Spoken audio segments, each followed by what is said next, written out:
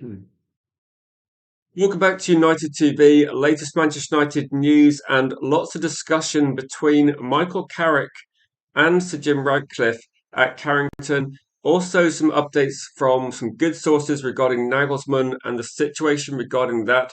It does seem that at the moment, Michael Carrick's not doing anything wrong. Manchester United are going to be qualifying for the Champions League unless something dramatic happens. But it does seem that behind the scenes, there is a few question marks, and there are definitely some people at the club that would like Manchester United to go for Nagelsmann as a different option. The difficulty is going to be that he's not going to make any sort of decision until after the World Cup. It's going to be possibly a problem for Manchester United. They want to get things done before the World Cup, but the word hesitancy is something that you might be hearing across social media today. It seems to be what they're using in terms of trying to say that at the moment, Manchester United as a football club, they're not really sure what option they want to go down. There's definitely two clear options at the moment. There was potentially, there's been a lot of head coaches being discussed over the last 6 months, and ever since Manchester United went down the interim route. And I think Areola is one of the more recent ones. But if you're looking at other options, I think at the moment there doesn't seem to be anyone that's actually as close to the options we're going to discuss today. One of the big pushes for Nagelsmann has always been VIVELL. He knows him very well. He is very keen. He has been keen for months. And apparently, according to some stories last night, Nagelsmann is actually open to the move as well. I think Nagelsmann has been linked with a Real Madrid job. He obviously a bit in demand, but again, he's not ruling it out. So it's something that if Manchester United tried to get Nagelsmann, I'm not going to say that Nagelsmann would definitely join, but it would be interesting to see the situation regarding that one. So just to go through some of the comments as well. So please vote in the poll what you think is the best option. Yardi says United could get Nagelsmann and his assistant. United so the players will be away during the World Cup anyway, and maybe it's that they want to make the decision. But I think they want if they make the decision before the World Cup. I mean, let's say in terms of like training sessions and in terms of like things behind the scenes and preparing for the next season. Manchester United's players are going to be away during the World Cup, so that's a really good point, Yardi. It seems that I think maybe Manchester United want to get things wrapped up a bit quicker. What I was thinking was, I appreciate that if you're looking at preparing for next season and you're looking at Manchester United right next season, you want to get a head coach in and say, I do agree with this, I do agree with that. So I was looking at these comments and saying, I agree with the comments that if Manchester United appoint Nagelsmann after the World Cup, it's not a problem in terms of like Nagelsmann day to day running the training sessions, preparing for next season. I think maybe what Manchester United are thinking is that they're going to be looking to try and sign players hopefully before the World Cup. I think also Manchester United are going to be looking at trying to sign players as soon as possible. Hopefully, that's got to be the key as soon as possible. And maybe there's a suggestion behind the scenes, or maybe that people can let me know. I was thinking that if you're a football player like an Anderson or potentially like a too many, and you're making a very big decision for the next probably like the main part of your career. If you're going to make a big decision at this point in time, is it going to be? Are you going to make a different decision if Michael Carrick's in charge, or are you going to make a different decision if Nagelsmann's in charge? If you're too many and you've got a contract on the table from Real Madrid, and Manchester United are just appointing Nagelsmann, does that change your mind about whether you stay at Real Madrid or join Manchester United? And the same could be said if Manchester United said Michael Carrick is permanent head coach next season and you're too many looking at a contract offer from Real Madrid, do you think actually I'm going to jump to Manchester United? It's not an easy decision. I think no for I can see why people want to get more and more information in terms of like let's see how the rest of the season finishes. And I think it is like it's something to discuss. So I will try and take on every point of views. United Side Dice says some cons to Nagelsmann and say he has overcomplicated his tactics at times, say inconsistent with results, and say he had a tough time handling big egos in dressing rooms, and say overthinking as say in-game changes, which it seems that maybe it's actually quite different to Michael Carrick, isn't it? I think Michael Carrick gets sometimes people say he's cautious in terms of maybe not changing substitutions particularly early. I think at United at the moment, not loads of options, so you could make a case for that. But yeah, I think when you're looking at that, it's probably kind of that sort of thing. Um, Cake says, in truth, a new manager is irrelevant, and say you don't have faith in the owners delivering the trophies the fans expect. Welcome to you, Gaz, as well. Also, welcome to Tyrone, Jim, Cody as well, and everybody in the chat. And it's going to be, I think it's one that's going to be quite difficult to pick, isn't it? Um, so note on Nagelsmann says United side die. They're probably, if you're going to make a case for Michael Carrick, and what would be the reason why Michael Carrick would be a good option?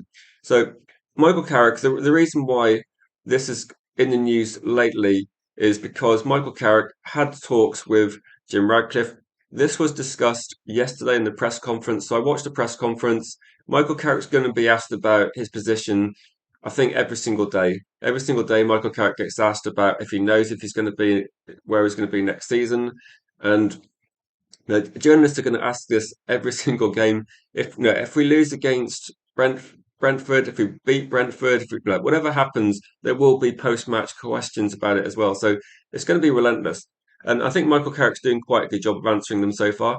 But he's had talks with Jim Radcliffe. This happened on Monday, and Manchester United have been having some talks with representatives of Nagelsmann as well. So there are talks going on both sides of this one, and I think that they feel like Nagelsmann might be interested, but again, there's a lot on offer for him as well. And it seems that the club want to wait until Champions League football is secured. So unfortunately, Brighton making it take a little bit longer. We're probably we could be like one more game away. Like if we get a good result and results go in our favour, it could be very close. But it looks like Manchester United are just delaying the decision a little bit. But it does seem that Jim Radcliffe is not really sure. There all seems to be this noise at the club that they're probably thinking, like, is Michael Carrick the very best option, or is there a better option out there? And I've said this like consistently for several months now that I think Michael Carrick should be certainly in consideration. That at the end of the season, whatever happens, if Manchester United are looking at Champions League football, I think it's crazy not to have a discussion about does Michael Carrick have a chance. And also, I think that it seems reasonable to actually say that if you're looking at trying to get a different option, like would Nagelsmann be maybe the more interesting option? And I think if you look at United going down a certain route with, like, say, getting an Angela Stella, looking at the Lamon signing, looking at some of the signings that we might be looking at as well, it does seem to be that Christopher VIVELL might be having more influence than he used to have. And it might be that he is privately pushing to get Nagelsmann. I think at the moment Jim Radcliffe is not sure. So I mean, Jim Radcliffe's not really a football guy, so ultimately it's going to come to the other people deciding it. I think Jim Radcliffe behind the scenes, I think he'd actually prefer to go for a bigger name just because of that. Just a quick update on Delit. So working in rehab, working hard according to Carrick, but there's no time scale. I think you'd probably look at it and say that yeah, that in terms of like Delit, I think hopefully he comes back and then he can be in consideration. But let me go through a few of these ones. So So United could say to players, Nagelsmann is definitely coming in after the World Cup. I suppose that this one, do you think Nagelsmann will make a decision before the World Cup? Because that's why it feels a bit like some people are, I've seen a few articles and things, and some people are describing it as almost like a race against time. Like, can Nagelsmann actually agree to the job early enough to actually make Manchester United give him the job? So, and it does seem to be that, how we had this situation with certain managers getting hired and then getting sacked. And I think Manchester United are incredibly cautious at the moment. You can see how slowly we're doing transfers. So it seems to be that, well, whatever the reason, we're not exactly making decisions rapidly with this regard. So at the moment, this is the stance from Ineos, according to reports, is that the co-owner Jim Radcliffe, he's probably going to be a lot more proactive than our actual owners, but they're saying a decision will be made imminently. I'm guessing that's probably Champions League qualification done. Is there a chance that Nagelsmann has no interest if Manchester United don't get Champions League, which could well be the case considering where he's managed in the past? And Michael Carrick said that he's not putting pressure. Well, now Michael Carrick's not going to be able to answer these questions, is he, about whether he's going to put pressure on Ineos? I think Michael Carrick would definitely want the Manchester United job. and until finds out he's not going to get the job, it's a little bit like Ole Gunnar Solskjaer. Ole Gunnar Solskjaer wanted the interim position, and he's not going to say anything about that until he finds out. So, Carrick said there's lots of different situations with managers, coaches, and Carrick's sort of downplaying this and saying it's irrelevant. It's clearly not irrelevant, but it's it's something where Michael Carrick has no say over this. So it seems that he's the biggest stumbling block I think is going to be Jim Radcliffe, and in like the Athletic recently, Laurie Whitwell was saying that he's got a lot of caution about this. I think some people are looking at, and I think that if you're looking for an argument against Carrick, I mean, I'm not trying to make a case either for either one, but if you're looking at an argument against Michael Carrick, it seems to be that some of the things that have been said is but they're looking long term. So, as football fans, we're probably looking at okay, what transfers are we going to get in the summer?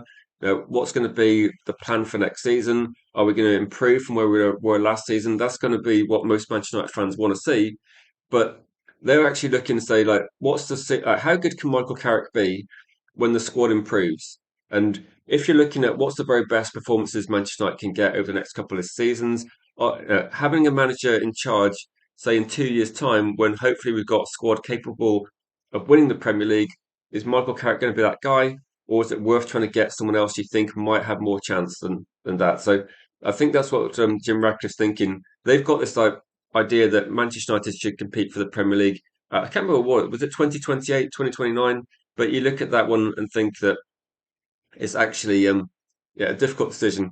So actually, interesting point from a non-Manchester United fan is saying that Nagelsmann's not the answer. You think we need somebody better, and say that Michael Carrick might be the answer, what for long term, and say, is it a risk? So you don't. So do you think Carrick is the guy to win the league? It's difficult, isn't it? Yeah, that's it. Project 28. I was wondering whether Project 28 was going to very quickly become Project 29. But no, Project 28 to try and win the Premier League in 2028 seems to be like what Manchester United are going for. So that's why I think a few players that have been signed, the idea is that in 2028, Yoro will be a first team player, Aiden Heaven will be a first team player.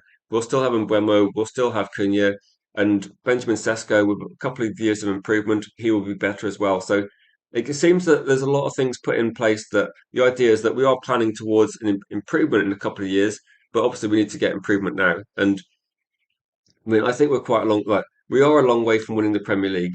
I don't think we're going to be competing for the Premier League next season, but you would have to also look at say potentially other clubs can drop off, but you need to make sure that you've got a top head coach there. And that's probably what people are thinking of. If teams drop off, if Pep leaves, if we look at like Liverpool got some issues as well, it's really difficult, isn't it, to see like is Michael Carrick going to be actually the right person to have at that point in time? I'm open minded. I think that Michael Carrick could do a good job, but it's actually difficult to say. So Jim says if Carrick gets the permanent job, he'd have to stop being the player's friend. So I don't know. I think there's a lot of articles that just put. I think maybe the articles that have been put out about Michael Carrick getting on well with the players is probably. I think it's just because like Ruben Amorim clearly fell out with a couple of players. I wouldn't read too much into it, Jim. I think Michael Carrick behind the scenes results been quite good. I think a lot of the times there'd be other coaches as well. You could look at it say if Michael Carrick stays, you don't have to keep the same backroom staff, so it doesn't have to be completely the same as it is now. There is room to try and change sort of things as well. And there is a factor as well.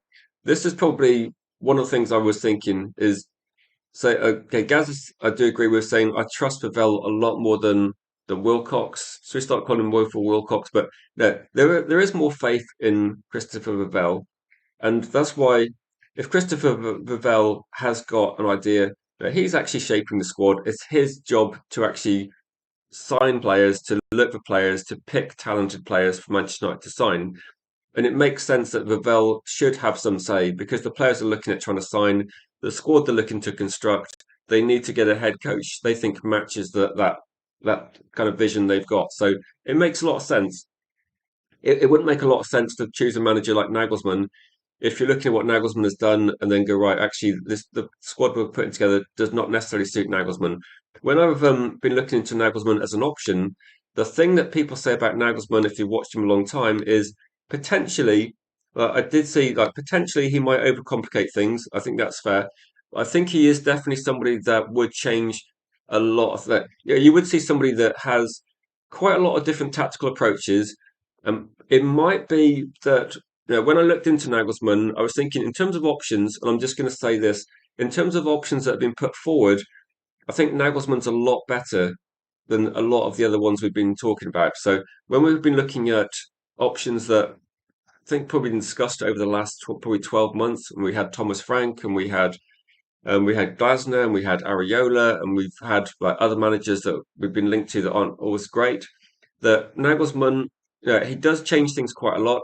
One of the things that did concern me a little bit is some of the things that someone I know that's a Leipzig fan was saying that potentially with Nagelsmann, he might be moving players into different positions, which does make me a bit concerned because we have seen that in the past, haven't we? Where I'm not saying that players can't be versatile, but I think you could be looking at thinking, he might, maybe it won't work in the Premier League initially, but it's still going to be a league he's not familiar with. The Premier League is going to be a different challenge. So I'd be thinking, is Nagelsmann the sort of head coach you bring in like in 12 months, 18 months' time, if Carrick's not working that well? Now, if Carrick can do a step up and actually manage in the Premier League, manage in the Champions League, then yeah, unfortunately, Michael Carrick's not going to get that experience until he does it. So I know that the experience level is probably the concern. The difficulty is going to be that how is Michael Carrick going to prove whether he can do it or not unless he gets a shot? That's probably the difficult question. It's a bit like Arteta. Like Arteta, is he going to get over the line? Like if he doesn't get over the line this season, you start questioning whether he's the person at Arsenal to get over the line. But I'm saying talking about say Arsenal's Arteta was Ollie and now possibly Carrick. You're saying is Carrick our Arteta equivalent and say just top four? I would say that yeah, Manchester United need to try and win the Premier League. But with Michael Carrick, then but just to say about Michael Carrick, does anybody actually know, or you think he won't win the Premier League, or he will win the Premier League? But to be honest, there's not. Next season would maybe tell us lots if Michael Carrick's in charge. But until then, there's no way of saying, is there? There's like I've seen Vincent Kompany goes from being relegated at Burnley, sacked to being Bayern Munich manager. So there's clubs around Europe that are appointing managers that have failed massively in the Premier League. And Company at Burnley, they were completely useless. They were not even remotely competitive. So it's a sometimes it's quite a weird situation with management. Saying so Leeds game destroyed your view on Carrick. So worst football, and we looked. Yeah, there was definitely the first 25, 30, 30. Well, maybe most of the first half against Leeds was a disaster, wasn't it? And so it'd have to convince you with beating Brentford and Liverpool.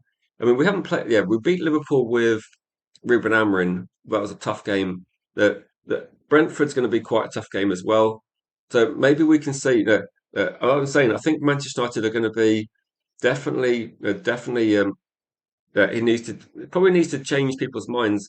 I think with this one that definitely one of the things I say positive about Nagelsmann. I know people are saying that there's negatives and there's positives about this one. So yeah, the English media will eat Nagelsmann alive like they did with Amrin, Eric Ten Hag. So they don't have the mentality. I don't know. I don't. I think Nagelsmann maybe.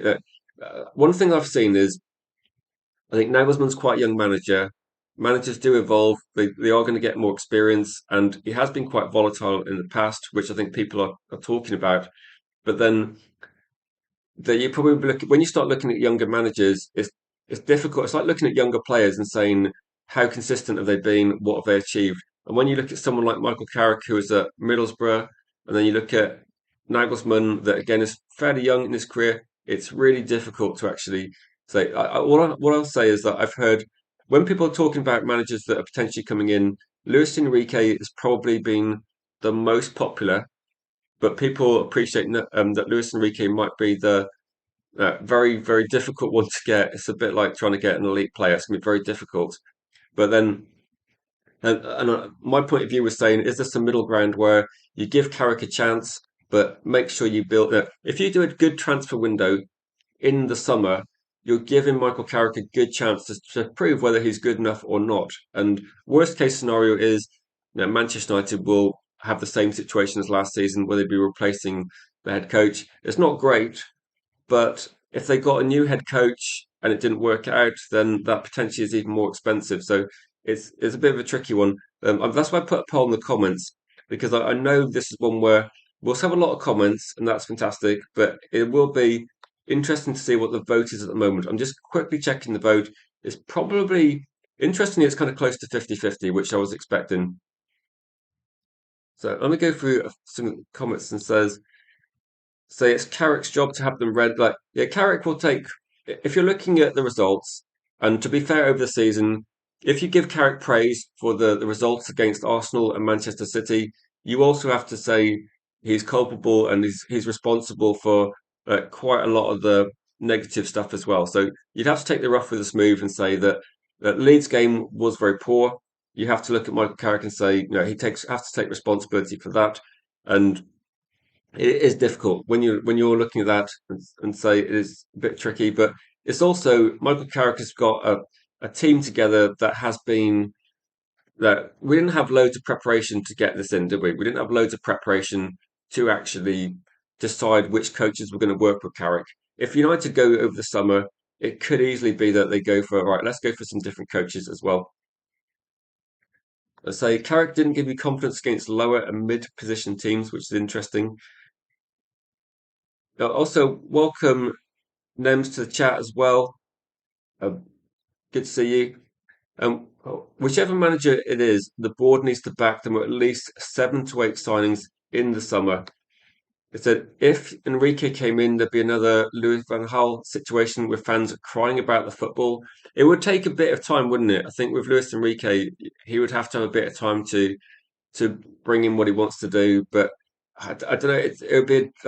I think fans want instant success, which is difficult. I think at the moment we definitely improved from last season, and the expectation next season is going to be one that everybody has a different view. It's going to be really difficult. I think the concerning thing about Leeds was that Leeds was like a derby. We knew that Leeds were going to be up for it, and it seemed the only people that weren't prepared, like fans were ready for a tough game. The only people that weren't prepared were the players on the pitch and the head coach situation. Michael Carrick and his assistants looked a little bit confused about what to do, and it took them until probably after the sending off when we started making substitutions, and the game was gone by then. So that was one where that could be a lack of experience, could be a lack of confidence, but United should have got in. I think it was maybe, but sometimes with this, I would say I saw exactly the same problem with Erik ten Hag and exactly the same problem with Ruben Amorim. It's something that I would definitely say that a manager like Alex Ferguson or Jose Mourinho would be way more proactive. I think sometimes you have to make a sub 20 minutes, and you have to look at it and go, this is going wrong, and change something quite quickly. So that's the only thing that I think is a frustrating thing. This is something that Michael Carrick has had an issue with at Middlesbrough. I think he didn't make lots of subs at Middlesbrough either until later in the game. I think because like you can make five in the modern game, sometimes you have to make one early because things are not going right. That's the biggest frustration I've got, I think, with the last few managers, is that United are not making changes quick enough if something's going wrong. So if Carrick becomes permanent manager next season, we will lose a lot of games with slow substitutions, and that's probably the one thing people are looking at. But again, I'm not going to say that he can't change with that. What you could look at is say Alex Ferguson getting Carlos Queiroz. If you got someone that's maybe a bit more proactive tactically, or someone that's got some other ideas as well, maybe that's something they can work on. So Michael Carrick, kind of where he is at the moment, he could improve as a head coach as well. So the things that we get frustrated by could be ironed out. But I do think that with this one, that to kind of rule Michael Carrick out completely, I think this is a difficult decision, isn't it? I think with when you look at the situation and say you've got like Jim Radcliffe looking at it, I think one of the things that's maybe a big issue is that. So let's put this one here. Is that I think Jim Radcliffe is thinking is is the situation regarding getting Michael Carrick, is it going to be similar to Ole Gunnar Solskjaer, where it's a bit different when you're interim manager, when the pressure of being a head coach and then having Champions League matches and having, there's going to be a big increase in pressure, isn't there? There's going to be a lot bigger games. Like the Leeds game is like one thing, but if we played really badly against Bayern Munich or Real Madrid or Paris Saint-Germain, we haven't really been thrashed, but is it going to be? Is he ready for those sort of games? Because it's going to be difficult getting the players ready for those sort of games. If we're not ready for Leeds, that's probably why. I mean, Leeds is a bad example, isn't it? If you're Michael Carrick to stay, but it is a question mark. The other difference is going to be: is it going to be tricky, like really tricky, for someone like Nagelsmann to come in, and then how quickly is he going to be suitable with the Premier League? I think European experience would be a benefit for him. So I think there's going to be a mixture of like positives and negatives. That's why I'm not surprised that the poll at the moment is almost 50-50. So at the moment, pretty much 50-50.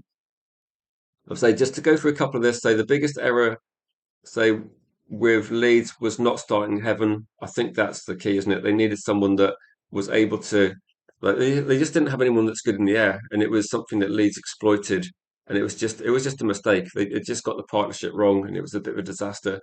Yeah, I said I'd like to see faster substitutions, but also use all the substitutions and say we often use like two or three out of five. I think there, I would say with this one as well, based on like some of the games we've been playing, then not using all your substitutions. I know we don't always have lots of experience on the bench, but I don't mind giving like a few minutes to academy players just to kind of get the experience of them actually coming onto the pitch. And it depends on the game situation. I'm just thinking like last game. Then last game was a really tough game against Chelsea, so very difficult, I suppose, to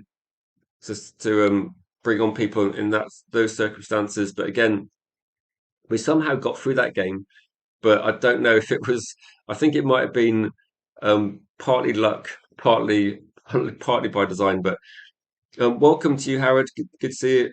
And yeah, it could be a nice warm day today, so it could be a good day today. So Lissandro Martinez should be offloaded this summer. You're done with him. I think Lissandro Martinez, I thought about a year ago, just before, maybe about 18 months ago, that he was quite error prone. And I think sometimes the mistakes outweigh like the positives he brings to the team. I think United are essentially buying players that are good at playing out from the back, that are able to do what Lissandro Martinez does, but are better defensively. So I think Lissandro Martinez was definitely a player we benefited from to some extent when we signed him, but I think the injury record, he's missed probably half the games, hasn't he, that we've been playing. So I think he's going to be. I think the fact that actually Martinez is back and playing football, I think there'd definitely be leagues that would be looking at him as a good signing. So I don't know how much his value would be, but potentially if we're looking at getting a Van Hecke or we're looking at Senesi or we're looking at maybe trying to spend more money on someone like a Murillo, I think we'd have to maybe look at like Lissandro Martinez as potentially someone we can offload because he's actually got some value. So this isn't like a Delit or a Mason Mount situation. Lissandro Martinez, I don't think he's on a crazy contract. I think he's one that we could actually sell. And so we have to do a keep or sell stream soon. I think we do have to definitely do a big season review. And we probably have to do the sort of keep or sell video type thing. I think we definitely have to look at that as well because there are potentially, people might have different views on a few players like Xerxes, like Sandro Martinez, probably like Luke Shaw.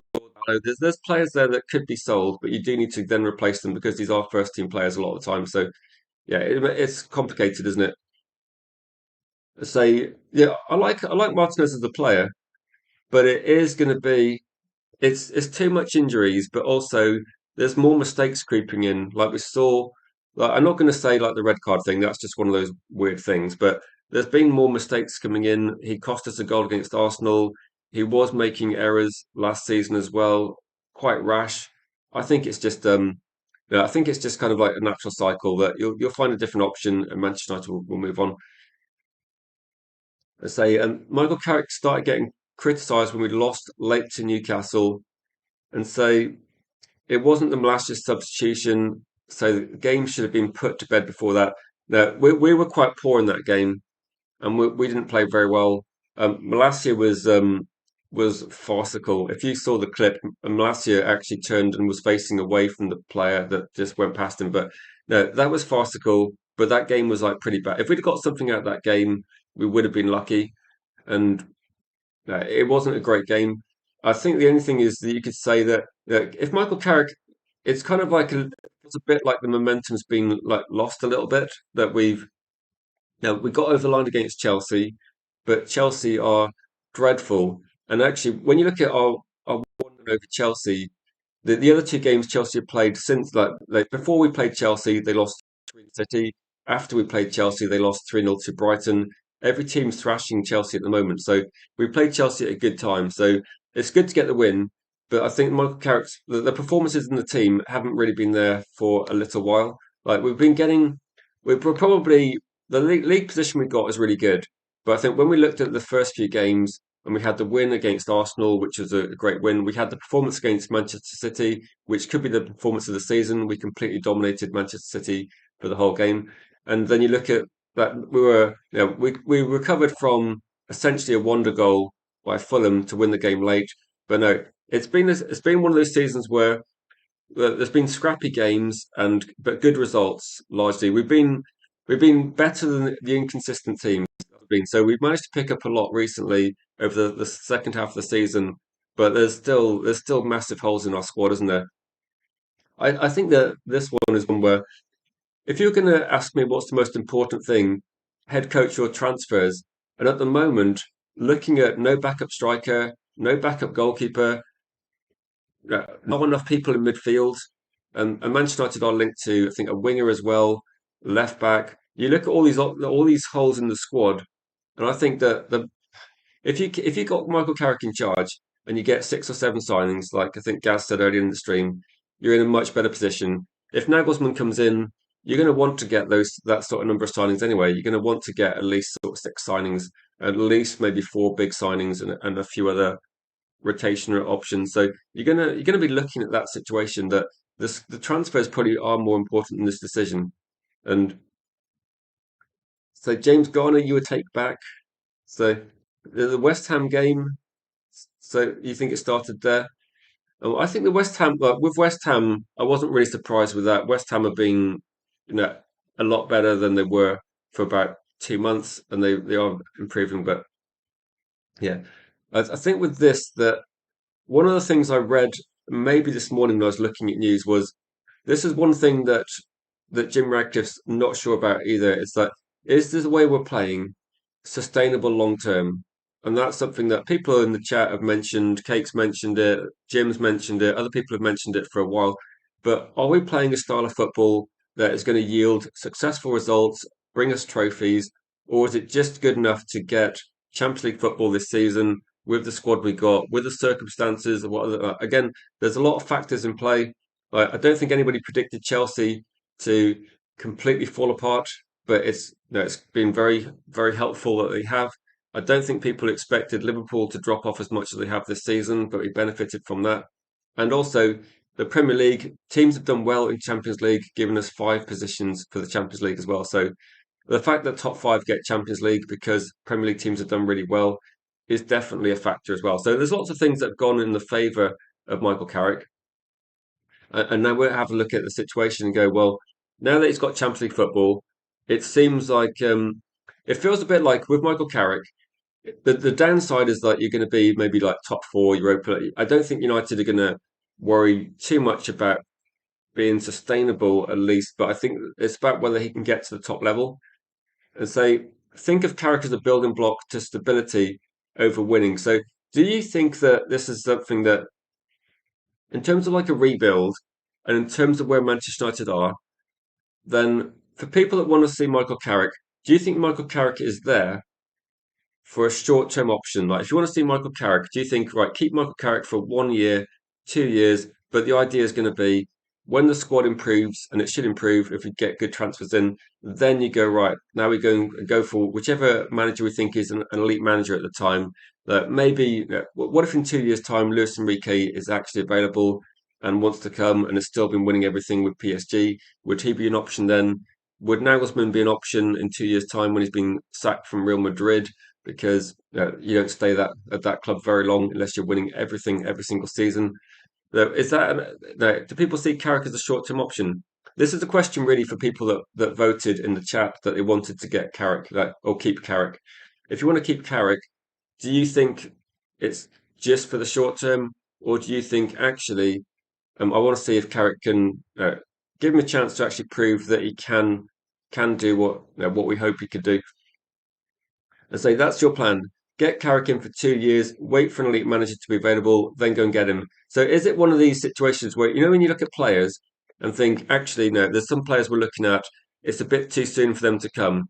Is Manchester United at the moment, is it too soon for an elite manager to come? Because as soon as an elite manager comes, the expectation is going to be you get trophies, you're going to get results, you're going to get performances, and that. So at the moment, I don't know. It might be, it might well be that if Nagelsmann comes in instead of Carrick, maybe results are better. I don't know. Maybe results are better, but it might be that it's not the sort of circumstances where he's going to get the best results, and people will be really, really kind of impatient. It's difficult, isn't it? I can see why. Like, it's Jim Radcliffe's job to make a decision, and I think what they're doing here is that they're waiting until Champions League football is locked up, and I think then they can have a conversation with Nagelsmann. So that's my guess. As far as I can see, like Nagelsmann's interested, but it seems massively unlikely. But what if Brighton win every single game, and Brighton do play Manchester United, and if Manchester United do what Arsenal did recently and start losing games, what if Man United actually didn't get Champions League football? So no, if Nagelsmann agreed, I think he wouldn't be coming if we got Europa League. Like he would be coming for Champions League football. And that's why with Michael Carrick, it almost seems like if Michael Carrick's successful and we get Champions League football, it makes it less likely that Michael Carrick gets the job because that would be a bigger kind of draw for a big manager to come in. Like Man United getting back into the Champions League is going to be it's going to be a better prospect for someone like Nagelsmann. Howard, yeah, welcome to your opinion. Says you love Carrick, but you're not sure he's the right person to take us forward and say we need the best in class, best possible. This is a 50-50 debate. It's a 50-50 debate. Um, just saying, yeah, Luis Enrique. I, what do you think happens with Luis Enrique? I mean, Luis Enrique is a Barcelona player from like late 90s, early 2000s, isn't he? So he's not going to go to Real Madrid, is he? So what does Luis Enrique do? Is he holding out for like the trying to think the Man City job? Does he want to stay at? I don't know. I get the feeling that PSG. Do you remember when they kept Mbappe? And I think they gave Mbappe 100 million pounds per year to stay, and they kind of almost like that. He could have left if he wanted to, but it made it very difficult. I think there's an incredible amount of money on the table for Luis Enrique. I'm sure Manchester United would be looking at that, but I don't know. Luis Enrique was an attractive. People liked him and said that would Luis Enrique want Manchester United? That is a difficult thing to predict. I mean, I have no idea. I think Nagelsmann would, and I think the difference between Luis Enrique and Nagelsmann is that Christopher Vivell knows Nagelsmann really well. This isn't something that's been happening overnight. Vivell's been like, I think the Nagelsmann train has been like being pushed from by Vivell, and I think Nagelsmann would be the thing that would be, I suppose, good from a Manchester United point of view. And I know that there's a really good argument. There's a really good argument to keep Michael Carrick. What I'm saying is that so these ex-Barcelona players people aren't interested in United. So I've kind of ruled out Luis Enrique. I mean, Barcelona and Manchester United, they're not they're not friends by any stretch, are they? So, but also it kind of rules him out of the Real Madrid job, I believe. That would be my opinion. I don't think the Real Madrid fans are going to be taking anyone associated with Barcelona at their club. I'd be very, very surprised. But what could be interesting is the person that's going to be looking at shaping the squad is Christopher Vivell. He knows Nagelsmann really well. They are probably going to be aligned. They've worked together in the past. Like, as far as I know, I remember, like, wasn't Christopher Vivell sporting director at Leipzig? You had Nagelsmann as manager there before. It feels a bit like, okay, Leipzig are not going to have the budget that Manchester United have, but they do seem to be actually attracting very good younger players. If you look at the players that have gone through Leipzig recently, there's loads of quality. So they keep selling them every single season, but loads of good quality players have come through Leipzig, and the fact they can't keep them is why the club's not progressing as much as it should. So if you have a recruitment style that does have like some of the qualities that Leipzig had over the years, getting some good players through. And actually, they got Diamonde at the moment. I think they sold Sesko to us last year. They sold Xavi Simons as well. So they're getting these players quite cheap, selling them for massive profits. But if you went to Manchester United, you wouldn't be selling the players. You'd be building a strong first team. I say apparently we won't go after the World Cup for managers because it would be a late appointment. Do you think that this one it's almost like you've almost got to not force Nagelsmann to make a decision, but I think if United make a big offer, then maybe behind the scenes they can agree it, and maybe that's something that's going to happen. I don't know, but it probably comes down to Luis Enrique actually deciding what they want to do.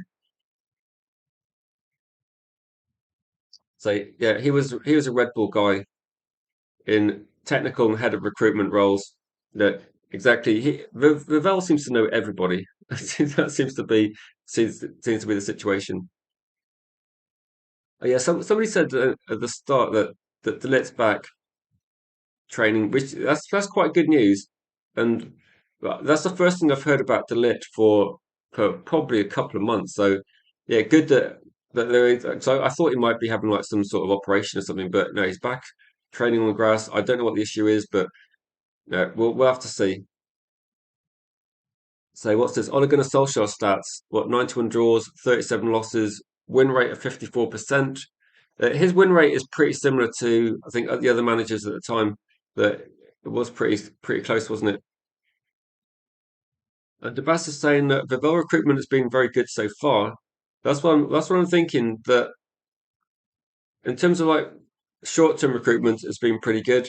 Let's say long-term recruitment, if you're talking about head coach recruitment, it's been a little bit sketchy. Then I don't know who's making the decision, but it's been a little bit of a problem recently with some of the issues. There's yeah, no, I would say the problem Man United had under Ole Gunnar Solskjaer was probably getting players to complement the players we already had. Like we had some very good players at the club. We needed maybe a bit more depth and a top quality CDM would have helped a lot. But no, we got close then. But I would say if you're looking at Michael Carrick as a short term option, and so would Nagelsmann be a good long term option? Like, I know people see that them in different roles. Do you remember when if you remember the takeover at Newcastle when Eddie Howe came in, everybody thought that Eddie Howe was going to be 1 or 2 seasons, and then an elite manager would come in. And how many years has Eddie Howe been at Newcastle now? And it might be that he goes this season, and it might be that they move someone else in, but they're going to go for someone like Areola possibly. So I don't think they're going to be going for the sort of managers where people think the best managers in the world, but they're going to be going for a very good manager if they do replace him. But Eddie Howe was there for quite a few years now, and people thought he was going to be essentially a stopgap just to get rid of Steve Bruce. So I think people thought get rid of Steve Bruce, put in Eddie Howe, stabilize the club for 1 year, 2 years, and then someone else comes in. And maybe Michael Carrick is seen the same way. If Michael Carrick stays, and I think this is what people literally have no idea. It's everyone's got a different view. If Michael Carrick stays, what happens next season? Like, just imagine we're going to get a few midfield signings. We're going to hopefully strengthen the squad, other places. Like, what is the best case scenario? What is the worst case scenario? That I would say, if you're looking at recruitment, I think recruitment has been dreadful for what 10 years or more, and we're looking at the last couple of years making improvements.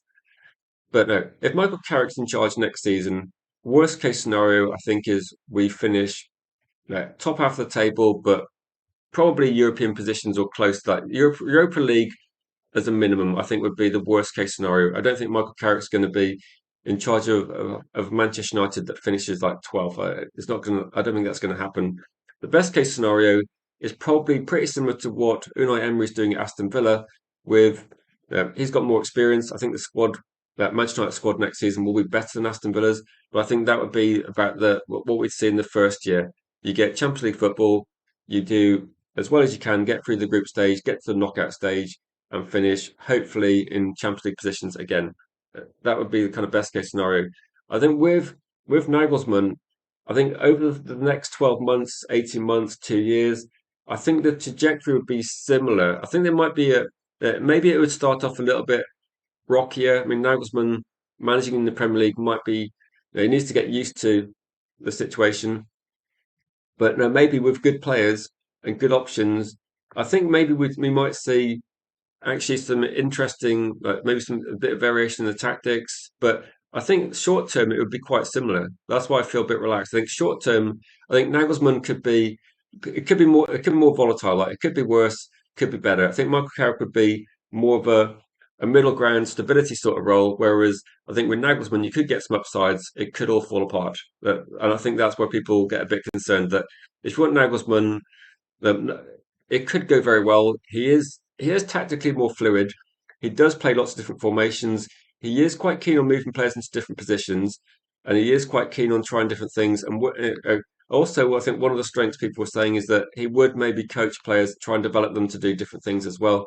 So, but it would be that he wouldn't necessarily see, right, this player's going to be a left back or this player's going to be this player. It would be that they would maybe move things around a bit more. So, it could be that with someone like Dorgu, maybe he's going to play the left wing, maybe he's going to play left back. He might play in more different positions with someone like Nagelsmann, whereas I think Michael Carrick would have a very set idea of this player's going to play here, this player's going to play here, and has a very clear idea of what's going to happen. I think, for example, there was a story recently where Cunha was not chosen ahead of Dorgu because I think the reason was that Michael Carrick said, "Look, we need the width, and Dorgu's going to hold the width better." Where you have Cunha actually wanting that position, and I think what you might see is like Nagelsmann would have very clear ideas about what's going to happen. Maybe he would try different players in different positions a little bit more, but no, it could be. I think Nagelsmann's more exciting, but it's also a bit more risky. So I think it's one of these ones where I think with Nagelsmann you can finish like higher and lower, but with Carrick I would be surprised if we didn't finish somewhat similar. Like if we're looking like fourth, fifth in the league, I'd be surprised if we finished lower than that. But with Nagelsmann, I wouldn't be surprised if I don't know how it's going to how the players are going to respond. It is quite a tricky one to predict. Let's say just going to go to this as well, saying so we can't keep flip-flopping between Europa and Champions League. We need to sustain top four finishes. So I just wanted to put that comment out there as well because I think Manchester United need to be as part of a long-term plan. You need to regularly finish in the Champions League positions, like for financial reasons as much as anything else.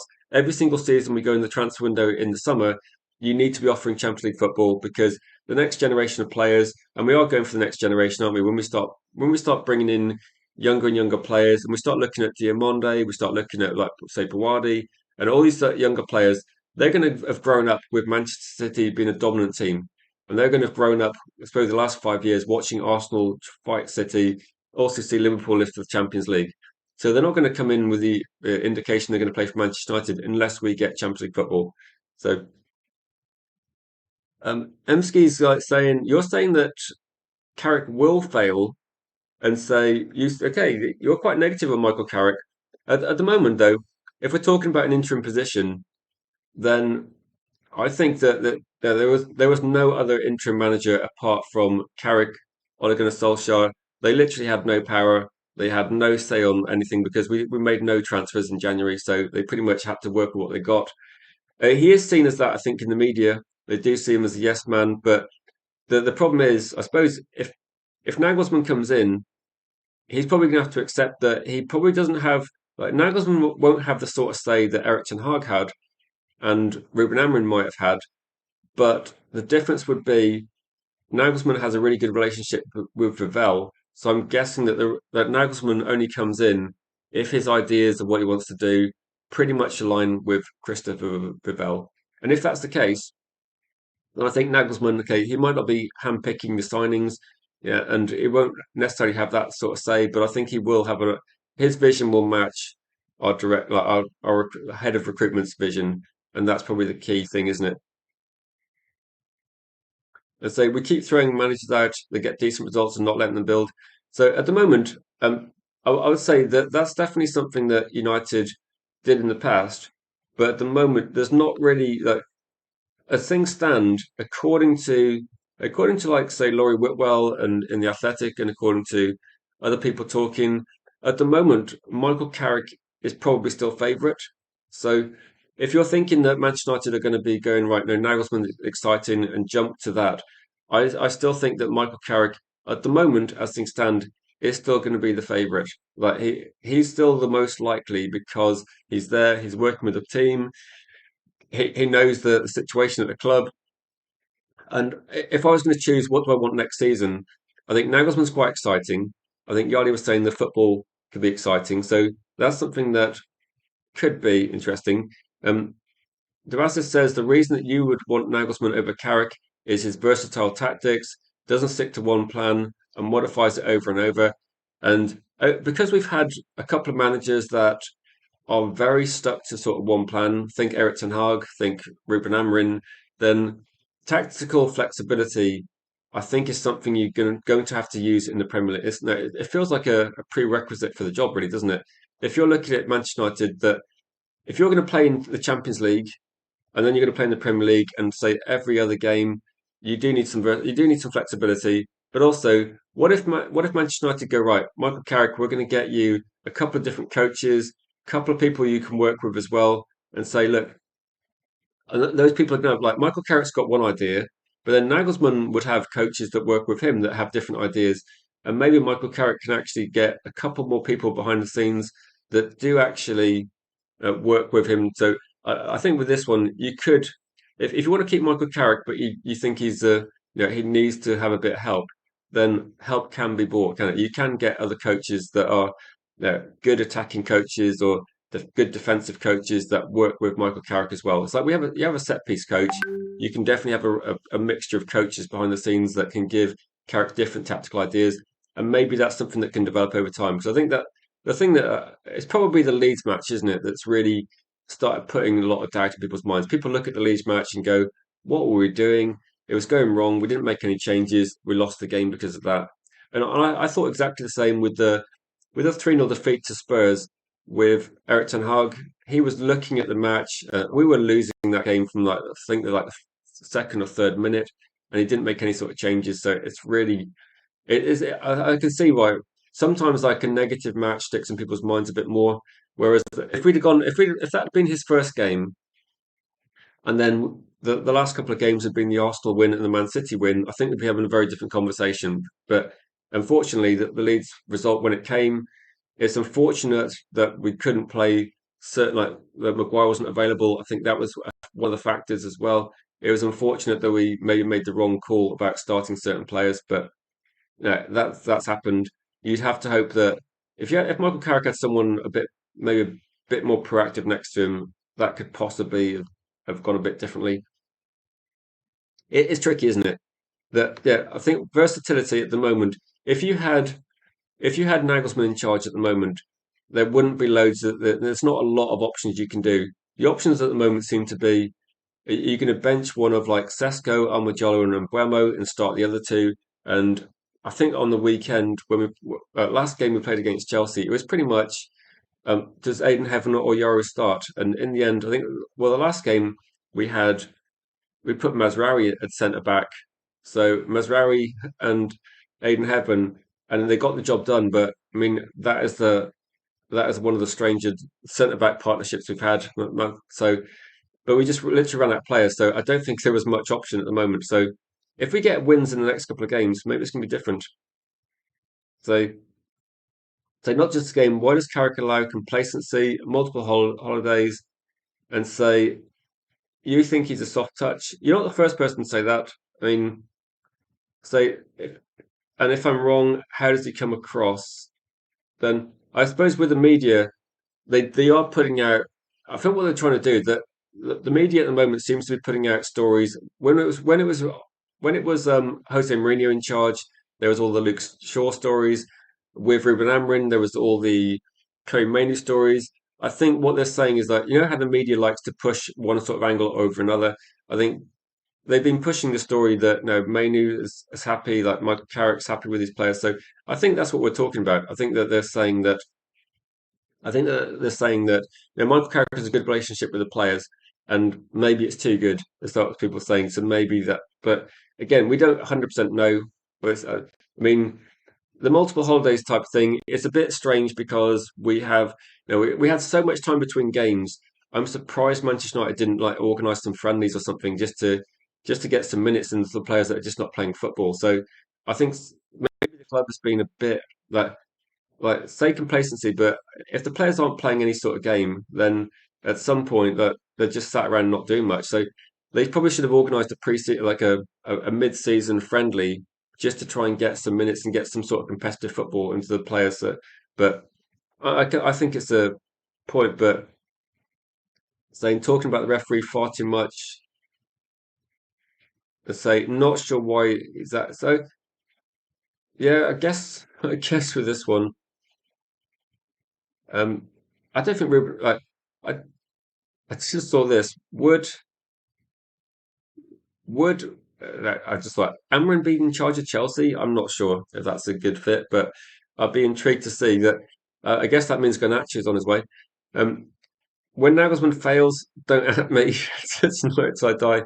What's considered failing and what's considered success next season? Because that's probably going to be that next season. People have different views. Is this something we should have a conversation at the start of the window? So I was thinking maybe when we actually get a head coach sorted and we actually get a transfer window completed, maybe that's when we can actually do a big stream and go right. What's the preseason predictions for the Premier League, and we can go for it that way. But no, I think when a lot of things like people wonder if it's sustainable, I don't think like is Arsenal's football sustainable? Is the way Arsenal are playing going to actually win a Premier League title? It doesn't feel like it is, but they might be lucky enough to do that. So yeah, now if Nagelsmann comes in and struggles, then I think it's also Christopher VIVELL might also be um, under a bit of pressure.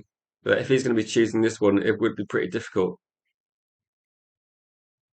So I don't know.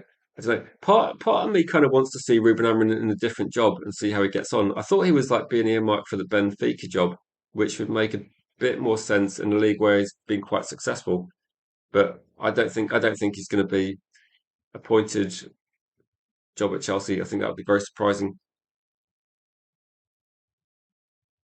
I don't think Ruben Amorim takes a Premier League job because I don't think, based on what happened at Manchester United, I don't think it's going to be happening. Let's say people are talking about Nagelsmann like he'll get the job.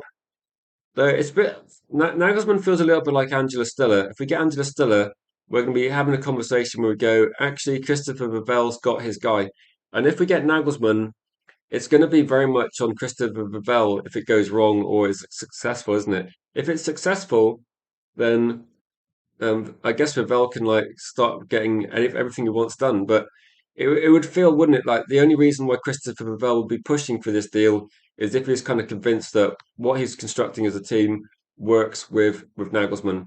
I mean, if I had an option, the poll is actually 50-50, so no one, no one, no one's going to agree on this one. If I had to pick one at the moment, I'd be struggling to choose a side. I would say actually, if I had to choose today and make a call, I would probably go for Michael Carrick with a 12-month deal and go right. What can you do in 12 months? But you've got to hit certain metrics. We've got to see like the wheels can't fall off when we play Champions League football. We've got to still be good in the Premier League. And then I don't even know what Nagelsmann's options are. What he was linked to the Real Madrid job. It might be that he's got other options as well. Really difficult to actually choose. Niche fan, be up to you. So losing to Brentford and losing to Brentford and Liverpool will shift everything. It could change a lot, couldn't it? Like we've got 4 games to go in the season. We've got like Brentford are difficult. Liverpool is going to be obviously a difficult game. We do play Brighton as well, so we've got difficult games coming up, and we don't have lots of options on the pitch at the moment. I think Dorgu's like training, but I'm not sure when he's going to be coming back. I don't think they're going to rush him back. The defensive situation, I mean, hopefully, like Maguire's back from suspension, and I think Aiden Heaven's playing well. Like Mazraoui actually played well. last game as well. So you got some options there. You got some options back to at least at this stage of the season. It's like uh, get a point from Brentford, don't lose to Liverpool, and maybe you've got over the line. That's what you're thinking as well.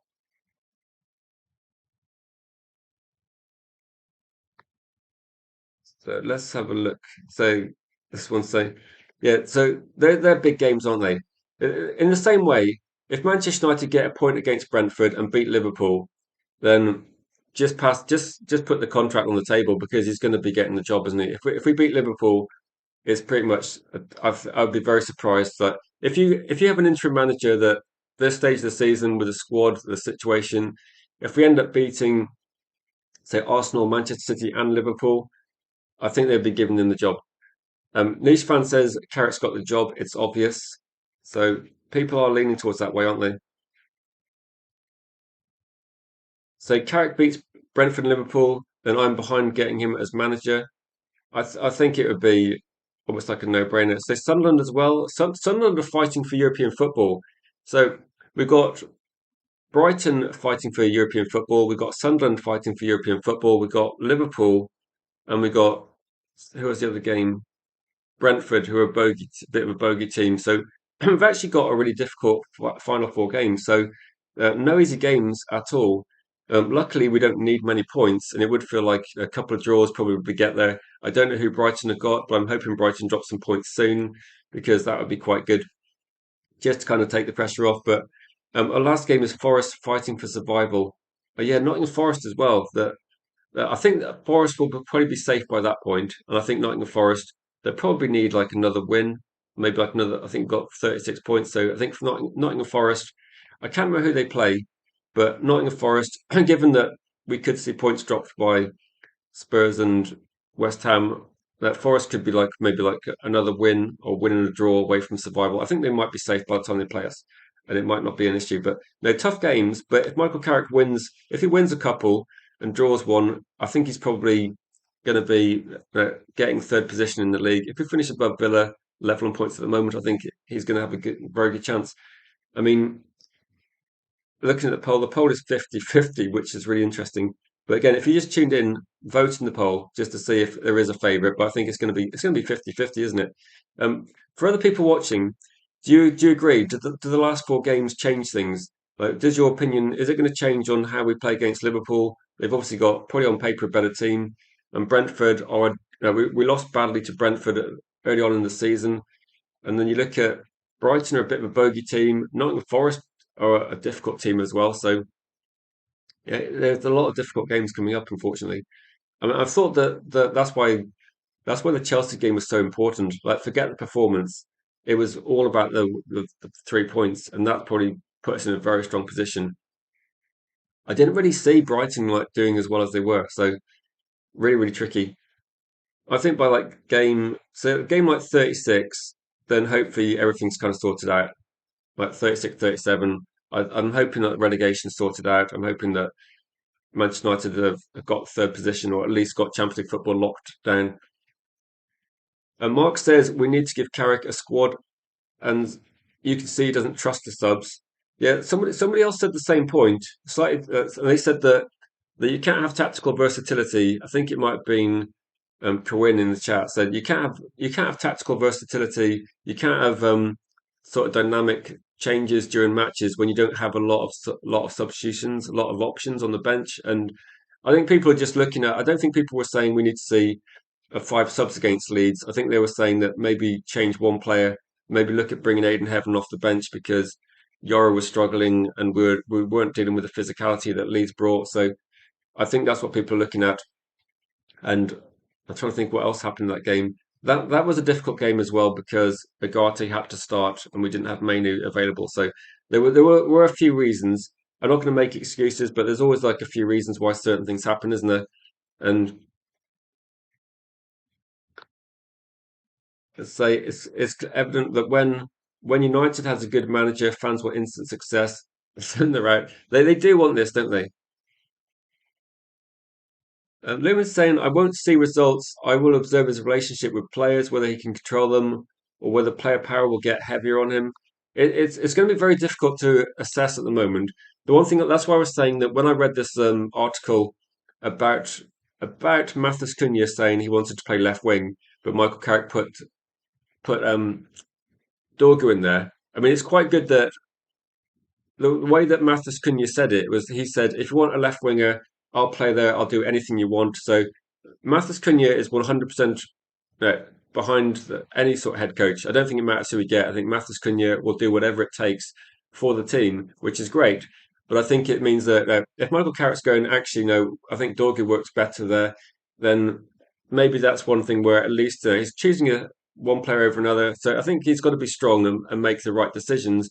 But I think having people like Cunha that are prepared to do anything it takes is going to be a positive. And I think maybe it's about getting the right mentality of the players. That if the players are behind the head coach and they try and do exactly what they want, which seems to be the case at the moment, I think the players are putting in better performances, better effort, though there is definitely lack of certain profiles in the club. The fact we're kind of running out centre backs is pretty embarrassing. And the fact that we don't really have a credible midfield option beyond Casemiro and Mainu is also it's that's going to hinder any manager, isn't it? I say biggest challenge in the last 5 games will be player attitude.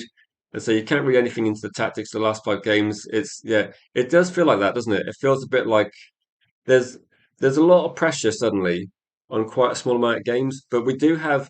No, I don't think anybody expected we'd have this like this big big gap between us and like sixth place, but we got it. We should enjoy it and just be just like if we could just beat Brentford, that might be it. It might be game over. And let's hope that who are Brighton playing? Let's hope Brighton draw.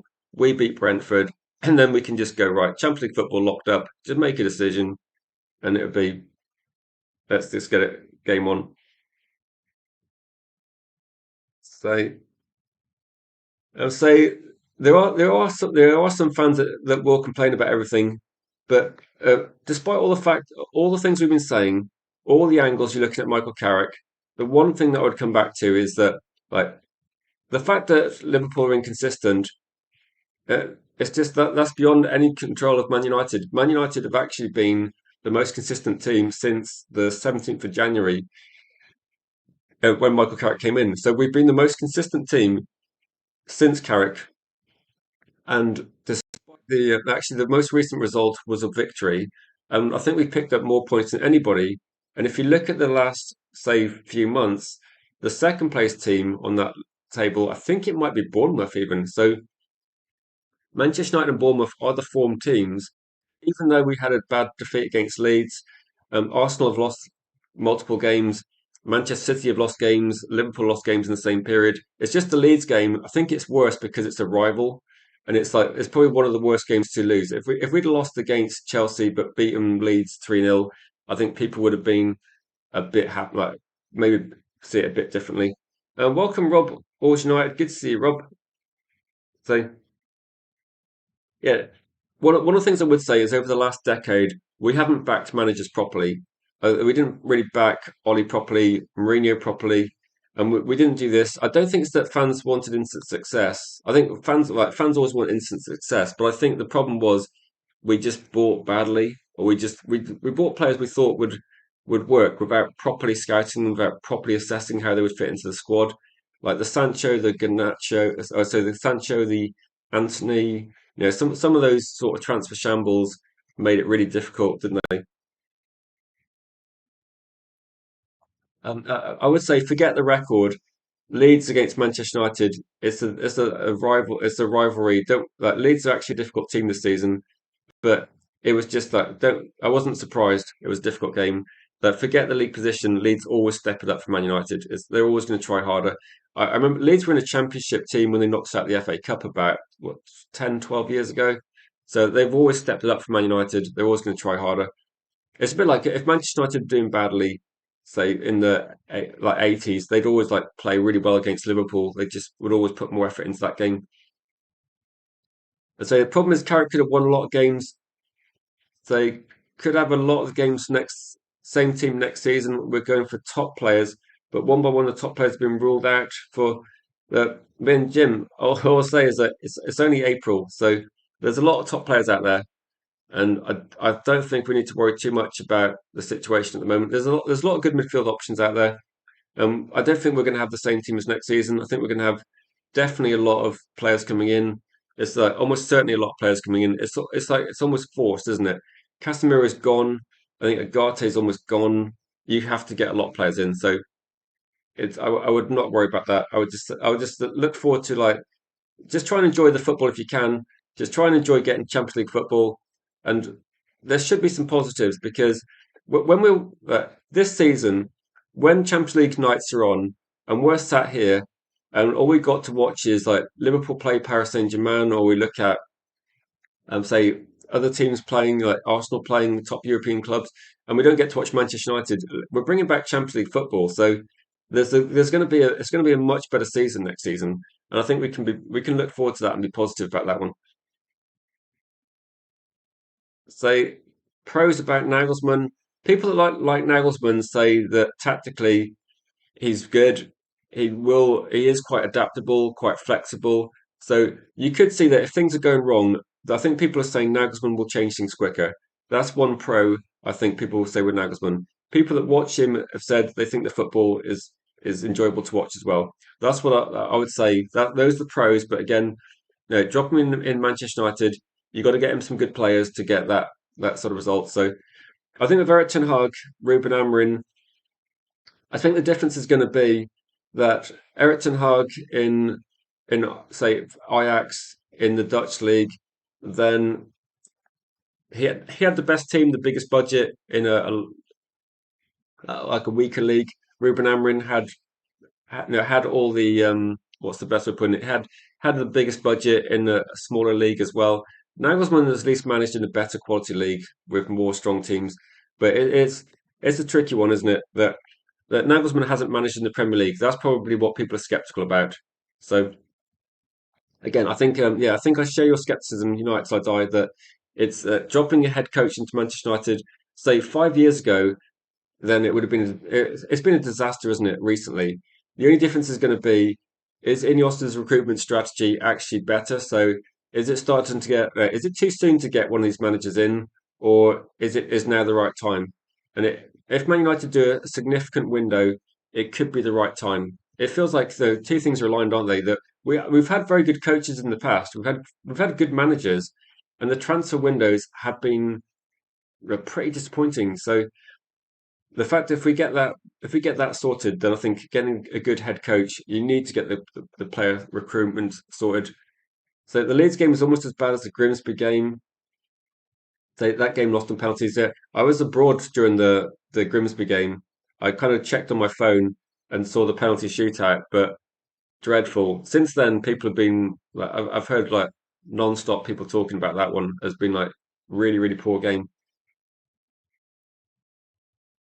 I'd say that this is what I would say with Carrick. Say if you're looking at the situation, Debassis should make a sensible thing, saying a 1+1 contract for Carrick, 1 year extension if you do well. So, what would be the metric though? If you're looking at this one, if you're going to give say like a 2 year contract or a 1+1, so if you're going to be looking at giving a contract to Michael Carrick, what do you think he needs to achieve? Just to make the assumption that Manchester United buy a few midfielders and we get an attacking player, we get a defensive player. So maybe we make 5 to 6 new signings. If you're looking at this situation and you're going to give Michael Carrick a contract, what do you want him to achieve with with the new transfers? Because this is a rebuild that's ongoing. So with those new transfers, what would you say Michael Carrick has to do in the next season to actually then get an extension? So say this season finishes, we finish third or fourth, we've got Champions League football next season, we sign the players, Michael Carrick gets his extension. What does Michael Carrick have to do next season to stay on? Just like if you're pro Michael Carrick or you're pro Nagelsmann, what does he have to achieve to do that? And just put that in the comments because that's going to be like the talking point. I think if Michael Carrick stays, what does he have to do to then stay longer? So why sign a manager unfamiliar with the Premier League? Well, the squad build is still on, says Cohen. I think what people thinking that the process of rebuilding that it's definitely like it's going to accelerate. It started last year with the attack. It's going to continue this year with the midfield. Then I can see your point that considering that Carrick knows the Premier League, is he like a stabilising force that would be okay for the next year? And is Carrick's backroom staff good enough? Steve Holland, yes, but unsure about the rest. This is my point, Mark. This is what I said was if Manchester United are looking at the future and if United are considering Michael Carrick to be here for say 3, 4, 5 years time, then I think a lot of question marks would be over this in terms of who should be helping Michael Carrick because Michael Carrick hasn't got the experience. Steve Holland's got a lot of experience. Could you be looking at some additional support? I think you certainly should be, and that could be the middle ground that I think makes sense. That you get Michael Carrick and go right. You got another year to maybe another year's contract. You've got to get a certain target. Do you think then that you need additional help in terms of like someone that's going to bring some different tactical ideas, which maybe with some, maybe we're looking at someone that's got some experience or some coaches that have been certainly around top teams or that are going to be people with experience in the Champions League as well, because that could be a factor. I think it's fine with that one.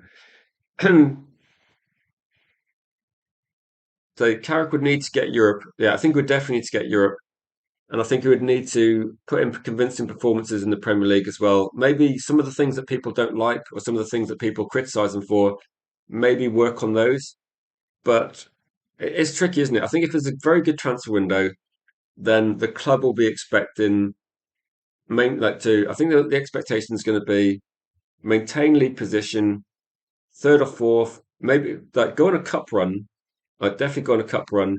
Maybe improve the way the teams control games. Like I think results will be a factor, but I think definitely you'd look at those options as well.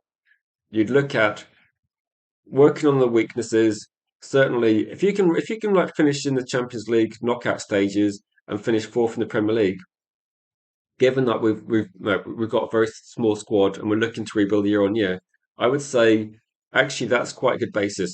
The year after, I think you can be more bold and go right. Actually, now we need to start making sure that we finish above certain teams. We need to be in the mix of a title race if we do that sort of thing. I say, do managers come to Premier League clubs only after the squad is settled?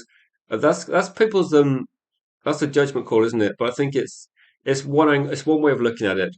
Like, do you actually settle the squad first, then bring in an elite coach because then they can work with the settled squad? That's I think you would just get results maybe better that way.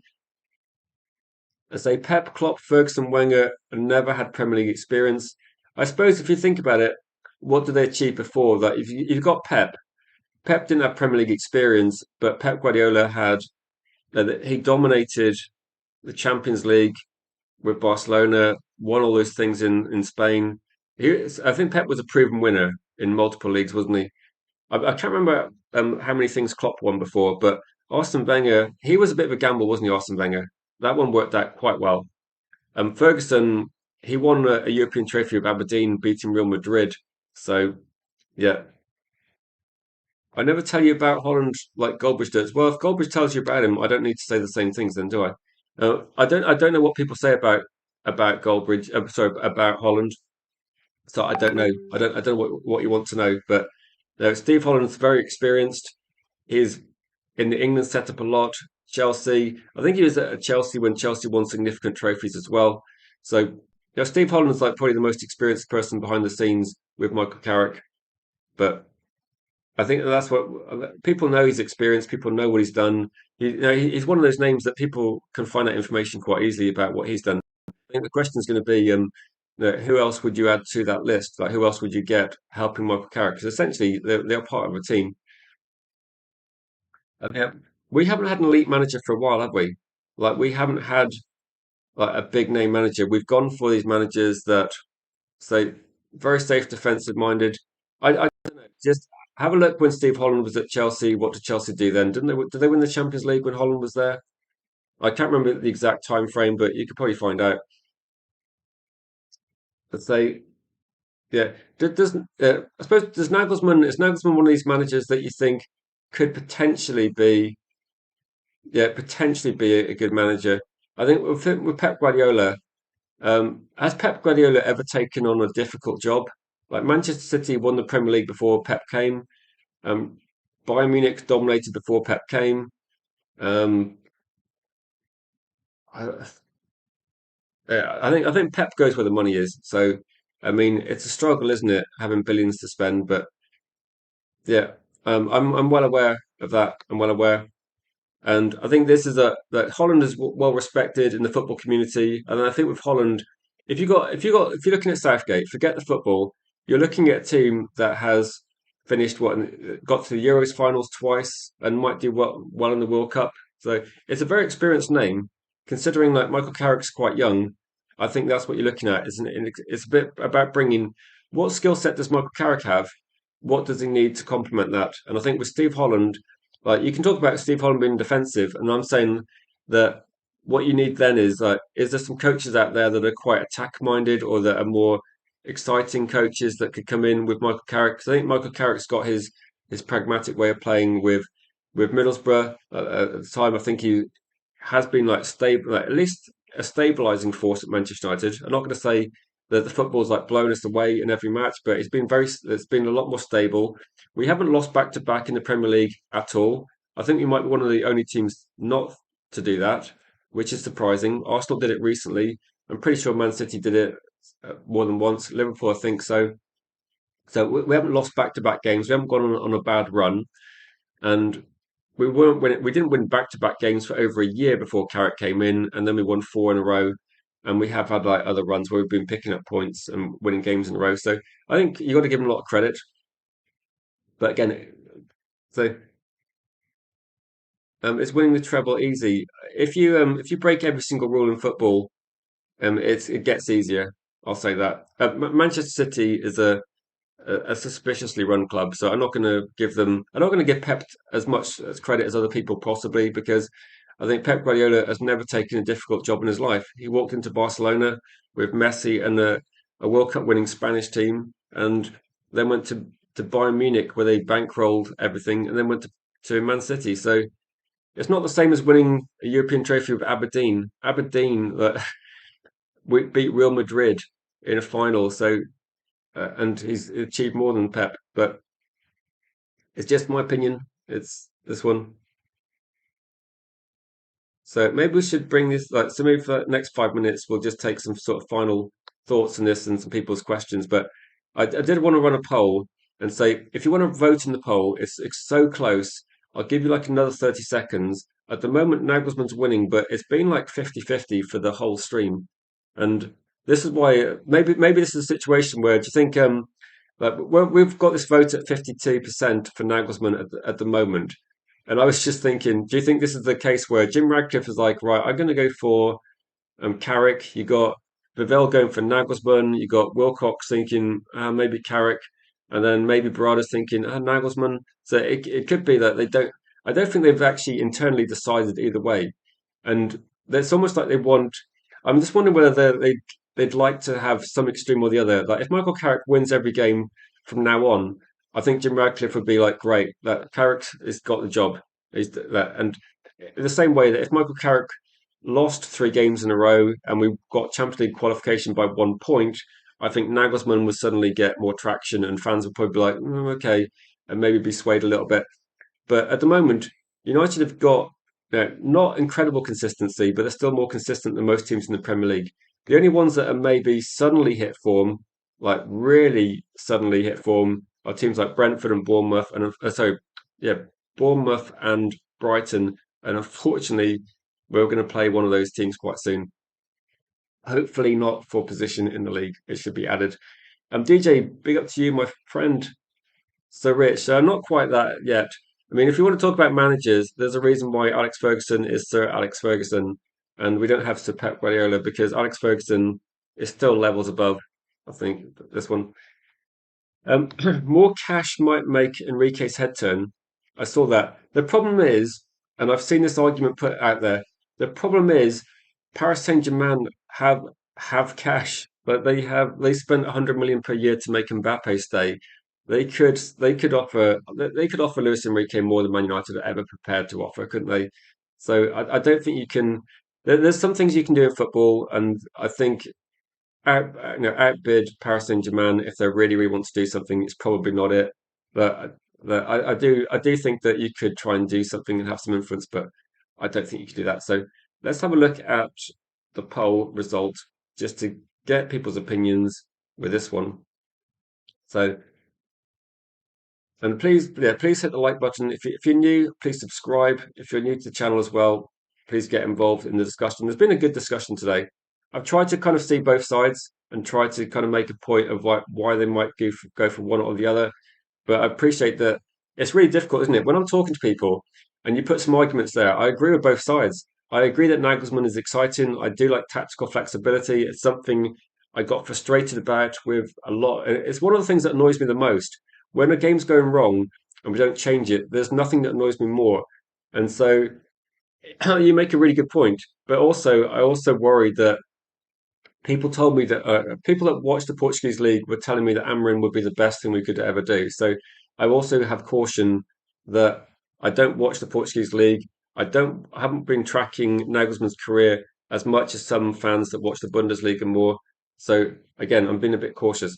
But best option for United at the moment, Nagelsmann got 52%, Carrick got 27%, and I don't know, which is also probably myself, and I think Jim Radcliffe is in the don't know category at the moment. That was going to be that's 21%. Um, yeah, big up to you, Malks. So I think what I'll say is that yeah, there's a reason why. If you're in the Discord, I can give you more information. There's a pinned link to socials at the top, but essentially had to restart for certain reasons. But so yeah, no, I can't really explain too much because there's not loads of information out there, but I had to restart here. But thanks for that note. That was kind of it was difficult to contact people, so I couldn't contact people. But the Discord group, if you want to be kept up to date, then if you're on Discord or on Facebook, and then you can get involved in those. No, yeah, rumors of that were a bit rash. No, no, big up to you, Marks, because I think when I saw you, I think I might have seen an account that was your name or something similar, and I tried to say hello because I've been gradually people have been finding a way back, but no, it wasn't that. But I'm happy that you found the place again as well. So big up to you. And there's like a few. If anybody sees an account called John Wayne, he's the one person that I've known for about 6 years. I can't find him online at all, but I'm looking for this one. Nice one. YouTube's it's finally working out, but hopefully you like the new. It's pretty similar, but there will be a few different guests that are going to be regular features on the channel. But hopefully, if you watch regularly, you'll recognize these people anyway. So it's all good. I'm kind of like thinking I'll do one more stream. Let's say with this one, I think the manager situation I'm talking about today. But I think what will happen is eventually I'll get a panel of people as well. I think I just tried to keep everything the same, like just keep absolutely the font, everything exactly the same. I have been like experimenting a little bit with Chat GTP for maybe something exciting towards the end of the season, but I'll keep the font maybe the same and try and do that. But hopefully everybody will be back on board by then. But we will be doing something like this one. Does Carrick have the brave? I don't know. I think we need more than aura. I think we need more than aura at this point in time. I think we can get the aura from seeing maybe looking at say Cunha doing his surfing. He's got the aura. I think we need tactical ability more than anything. I think that I don't know about aura, but I think what you need to do is I think one of the things people say is that Michael Carrick in terms of the press and Michael Carrick in terms of like dealing with the press conferences behind the scenes, he's more serious and it's not necessarily the same. I think you can sometimes it's difficult, isn't it? That people will look at the news and they won't really understand. But I think sometimes you look at it and think like the fact that he's got a good relationship with the players is not really a negative, and it can be spun that way. But I think he's still demanding, still has the standards, and I mean, you have to have this situation, don't you, where you're not going to. It's a bit different to being the sort of manager that Alex Ferguson was, because Michael Carrick now is a coach. So the role at Manchester United is head coach. It's not the manager role that Alex Ferguson had all those years ago. So it is a bit of a different relationship. You might be looking at some of Alex Ferguson's coaches and assistants, and maybe compare that a bit more to Michael Carrick's role. But Michael Carrick's part of the team. He is in charge of the coaching, but he's not the manager of the team in the same regard that Alex Ferguson would. It's a slightly different role. Is Carrick a manager or coach? The role is coach. That is the role. I think in terms of coach, that Christopher Vivell, Wilcox, Barada, etc., they can speak to coaches and say, what do you think? Because Michael Carrick's got a lot of experience in terms of like football. He played for the highest level for Manchester United, so he can be definitely in the mix, and he can actually, he can still give a lot of feedback over. What players are good at, where the weaknesses in the squad lie. He can still give useful feedback, but I don't think Michael Carrick's going to like write down like five names on a piece of paper and go, Anderson, Tonali, Tchouaméni, right, we're getting these players. Like he's not going to be able to demand players, and even Manchester United's top list might be difficult to get. So I don't think we're going to see the scenario where we have that sort of situation. But he'll definitely be consulted in the same way that any other head coach. But the power is different, isn't it? So you've always wanted Simmons, but feel Simeone. I saw that. I thought Simeone, but I fear our fans wouldn't like his style. I know. I know. Someone I know was also talking about who is it? Not Simeone, but who was it at Chelsea that won the league? Conte. I think I've heard people say Conte, Simeone are like demanding managers, but again, I'm not sure the fans would be completely on board. It's really difficult, isn't it? Because we want to win, and then we argue about how nice the football looks. So I don't know. It's really difficult, isn't it? It's really difficult. I know. My idea was when it went, and I didn't really have much say over it. Does it help that I kept everything the same, like the thumbnail, the description, the style? Because I thought that was the only way of actually people finding it again to keep things that.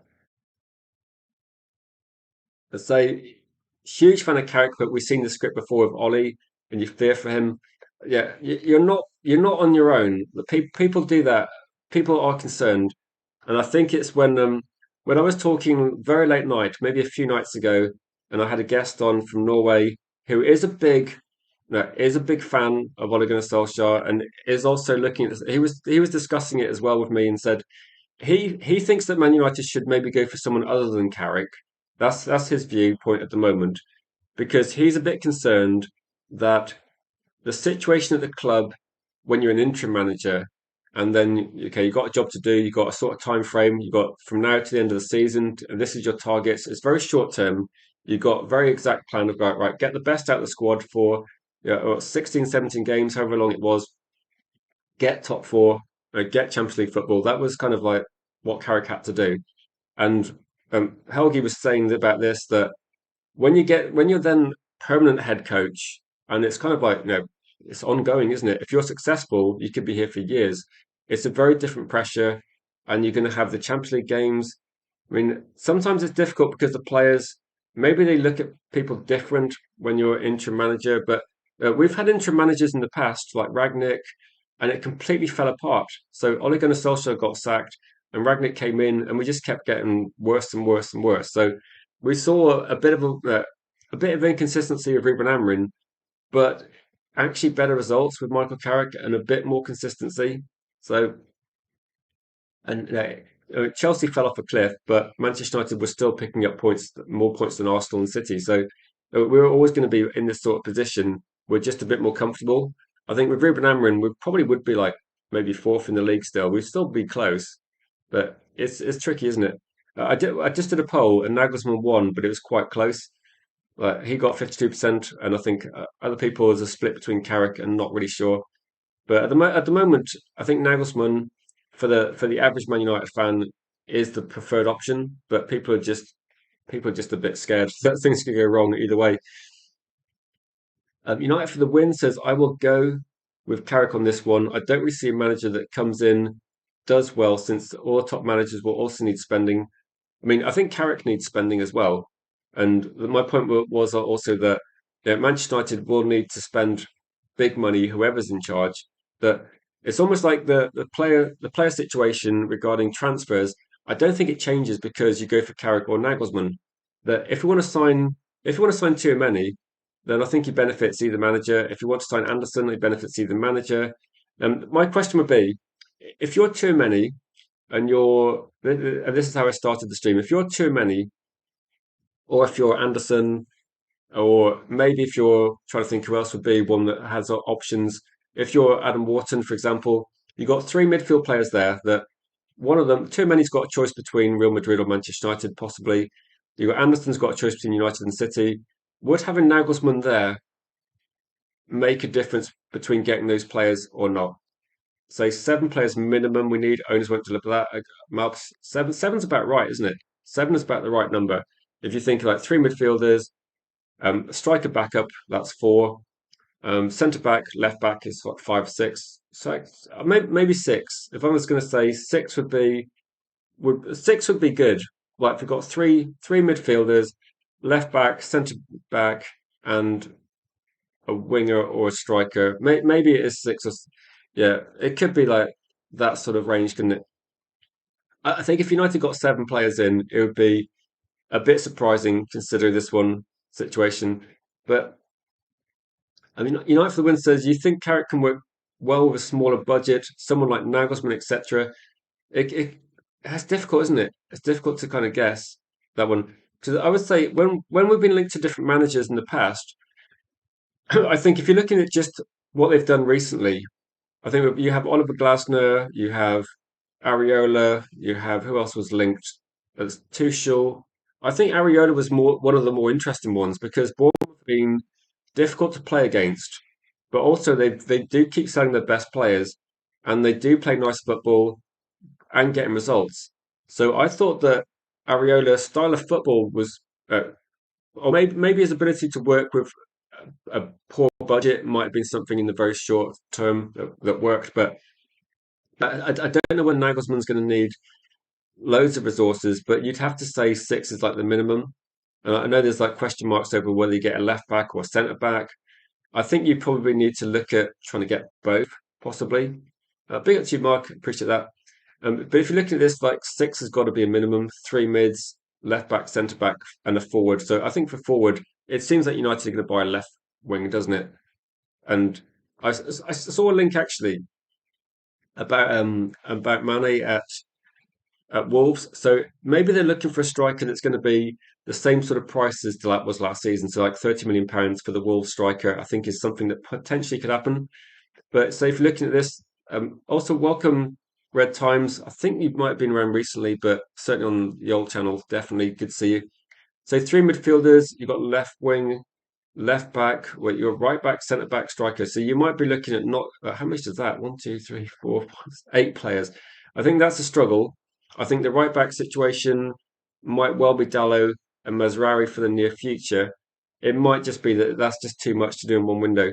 I think if you go from left to right, you probably probably move centre back across a bit more priority. I think if you start with three midfielders, get a left winger, a left back, or centre back, then I think we might be talking. We might suddenly be looking at moving in the right direction. So I think when you look at that, maybe the least likely signing on there is a right back. Can you imagine if there was if Manchester United actually bought another right back, then we'd be doing loads, wouldn't we? So I don't know. I don't know. Yeah, don't forget to click the like if you're watching and enjoying the stream, sharing the stream as well. This has gone on a bit longer than I was thinking it might do, but it's obviously a big talking point at the moment. But we don't know who's going to be in charge, and at the moment, Jim Radcliffe he doesn't know who he wants. Um, I would be on. I don't even know if Nagelsmann would accept the job. So part of me feels like maybe Christopher VIVELL should actually go right, phone up Nagelsmann. They know each other quite well, and just find out if he is interested. Because if he's not interested, yeah, it's crazy. Um, there is some news on Delit, and a couple of people posted information in the stream earlier today. But the news on Delit is that he's back on grass training. which is the first thing I've heard about him for a long time. So that's potentially good news. I don't know if it's I don't know the injury details and whether it's going to be something that happens again and again because he, I think throughout his career he seems to have had injury issues that keep him out for a long time. Then actually played a decent number of games. So, but it's potentially good, but I feel it's something that we just need to wait and see. And Mark said you don't want to be negative, but we do know what the owners are like. Exactly, we've got to be suspicious of you. So it's going to be a 5 out of 10 window. I think this one is. It sounds like yeah. Delit seems like like a horse. Yeah, we got him out on the grass, getting him back up there. But what would you consider the what would you consider the last year's transfer window? Because last year's transfer window I thought was good with like the players we signed were good, and clearly finishing third instead of 15th is a significant move in the right direction. But what did you think about this the number of signings? It felt like we got quality over quantity, and I think we probably another midfielder last season. I think we're probably locked up third already. I think it'd be positive.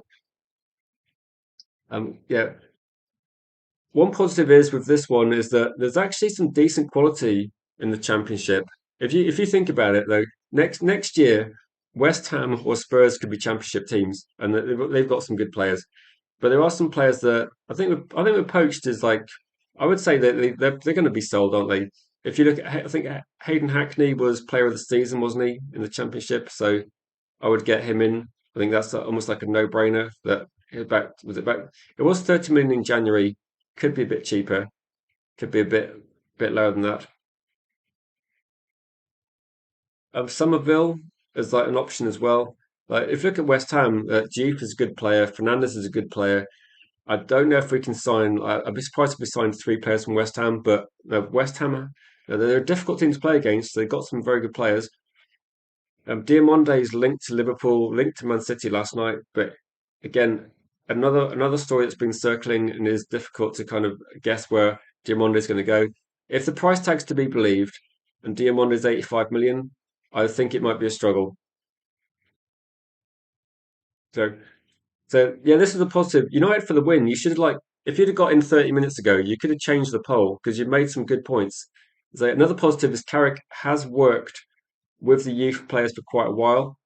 And they do actually, he is someone that is potentially going to be better at developing the youth players than some other play. If you're looking at Nagelsmann, Luis Enrique, you get the feeling that they're going to be definitely wanting more experienced players to hit the ground running. Whereas if you're looking at someone that is like the role is coaching, this this is where I do think that Carrick's an option because you could be looking at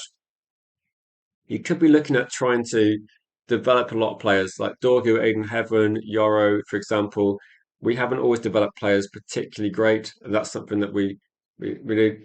Yeah, Krupi's about is Krupi like 20 or something. Like Krupi's really young, but he's a really good signing for Bournemouth. And this is what United are looking at. We're looking at I think Krupi or Mane at Wolves, and maybe that's what we're looking at as getting both those players in. A big up to you, Jeff. 4:47 in the morning. Damn, you start pretty early. We should get you on Man United recruitment. Like we need the dedication. That is a long day. So do you I think people like his crossing. Like people like the attacking side of his game. I'm not sure whether United if you remember Middlesbrough under Michael Carrick, he quite often had one foot. Well, he had either left back or right back that would be very attacking, and at the moment we don't really have that. So Michael Carrick isn't really doing exactly what he used to do at Middlesbrough at Manchester United. He is trying to get the best out of what we have got available. I'm pretty sure that either left back or right back, one of the fullbacks was pretty attacking in Middlesbrough, and maybe that's what they're looking at in terms of. I'm not saying Juve, but maybe they're looking at that. I think Dorgu could be like as a left back could be very attacking. So there is potentially options there. So so yeah, I think that with the Carrick downsides, then this is kind of actually what people are talking. I think that some of the things that Michael Carrick doesn't have are probably some of the skills that Nagelsmann has. So it's almost like you're looking at two different options, which is probably why I think the Nagelsmann versus Carrick debate. is probably the best one because and this is why I think people were looking at this point of view that if you look at what Michael Carrick's good at, coaching younger players, working with some of the academy, working with those players coming through to the first team, Michael Carrick seems to have a skill set that does mean it makes sense for him to stay in charge a bit longer because that would be, facilitate the introduction of academy players through the first team, but also in terms of like them being more dynamic and how you would like cope with like more pressure, higher level, bigger egos is something that Michael Carrick maybe looking at other managers that have then the expectation to win in the Champions League, Premier League, then maybe Nagelsmann would come in with more attacking sort of options or more flexible tactical approach. But in terms of like a stable base and constructing a team and a rebuild and like Michael Carrick is like feels like a safe pair of hands, but Nagelsmann feels like a kind of interesting option that could go either way. But I think it's going to be either a lot better or it's going to be potentially worse in the short term. But it's yeah, the big ego thing is a difficult one. But so you say he transforms teams into goal machines. I'm hoping that with United, we scored a lot of goals this season. I don't know whether I don't know whether Manchester United they're scoring more goals because of the manager change, or we're just going to score more goals anyway. Because I think we bought better quality finishers, and it looked like we're going to be doing that. Um, as a point, I'd say that a lot of the egos have gone.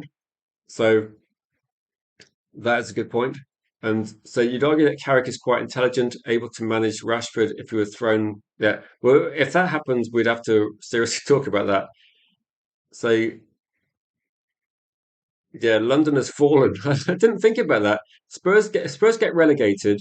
Chelsea out of the Champions League. Arsenal don't win the league. I didn't think about that, but yeah, it's like basically Manchester is would be first and third maybe, and we'd be looking at Arsenal being like only second. I didn't think about that. So so do you set up as a 4-2-3-1, 4-3-3, and I don't think we ever see a manager that plays anything but that in the future. This is one where at the moment saying like 4-2-3-1 is very popular and it seems to be the more likely, but Wilcox likes 4-3-3. I think the thing is Manchester United would be looking at this as well and would be thinking, yeah, definitely they would look at what do they want to do, which they want to go for. Michael Carrick's doing 4-2-3-1. I suppose with Nagelsmann as well, they wouldn't be doing anything beyond the kind of like standard sort of formations. They wouldn't be doing anything crazy. I think maybe actually Pep Guardiola a bit this season has played a few different formations as well. So it has changed things. I think Pep Guardiola has been tweaking loads of things. And I think that's actually when you look at Michael Carrick as being more stable and you look at maybe Nagelsmann's possibly mixing things up a lot, then you could probably look at Alex Ferguson used to tweak the team a lot. You could probably also say that at the moment Pep's probably been the manager that's changed things the most this season with Man City rotation wise as well. And maybe Arsenal have been a bit more pragmatic and I think Arsenal that their tactics have been a bit predictable. And Pep Guardiola, maybe it's been a bit up and down ride, but Pep Guardiola's team does actually seem to have like more capability of actually grinding out the wins when they need to in different ways, not just set pieces like Arsenal. So Carrick on the touchline looks clueless. I can imagine even the meetings looks confused. That's a bit harsh. I think with this that a lot of the time with Michael Carrick, if he's in interviews, I think he's consciously not saying too much. But I don't think I don't think he's confused. I think he knows what he's doing. I mean, some of the performances, I think against Manchester City and Arsenal, we weren't confused then. We knew what we were doing. I say Ancelotti would be go-to manager, but I'm not sure to even consider the role. I don't think Ancelotti would be. I think he's a good person to have, but would it be the right time? I think it would be. I think it would be a stretch. I don't know what he's looking at the moment. But Ancelotti is the one person that a recent guest actually on here said they would actually love it. What does it mean if one of the big six go down? Then I don't know. It used to be that when, let's say, the early days of the Premier League, or maybe the first division, it used to be like a big five, and it was Manchester United, it was Liverpool, Arsenal, Spurs, and Everton. That was like the big five because Everton had a few titles in a couple of titles in the 80s. So it used to be a big five. This big six thing seems to be, I don't know, like a recent thing, but like who's the big six? It's only recently, the last decade, that Man City have been a big team. So before that, they weren't a big team. I think you just get replaced. That when have Spurs ever been a consistent winner of anything? Like I'm just trying to think, like, what have they won more than other teams? Like they won like a couple of FA Cups in the last 30 years. So they'll just get replaced, won't they? I don't think Bournemouth, Brighton, Brentford will have the sustained success. I think we'll just have a big five. If Spurs get relegated, we'll have Chelsea, Manchester United, Arsenal, Manchester City, Liverpool. We'll have a big five. So I think, yeah, with Spurs, they got a massive stadium. They got loads of revenue coming in from other deals. You'd feel they'll bounce back up, but it does go to show that the bar gets raised all the time. That you have a bad season, you could go down. That I'm more surprised that Everton didn't really haven't gone down. So Spurs aren't a big six at the moment. No, they're definitely not. I don't know why Spurs. I think it's I think the big six thing comes down to fan base size. So I think it's really fan base size. Like Aston Villa used to be one of the big teams as well. Aston Villa are a bigger team than Spurs in my view. They've won more FA Cups. I don't know about league titles. I think they've won more league titles. They've been around longer and they've won the European Cup. So Aston Villa should be considered a bigger team than Spurs.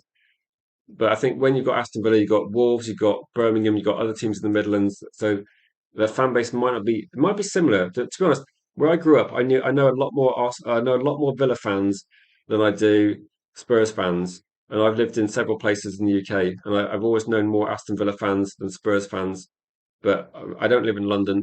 But I think apart from London, I definitely get loads of Spurs fans everywhere.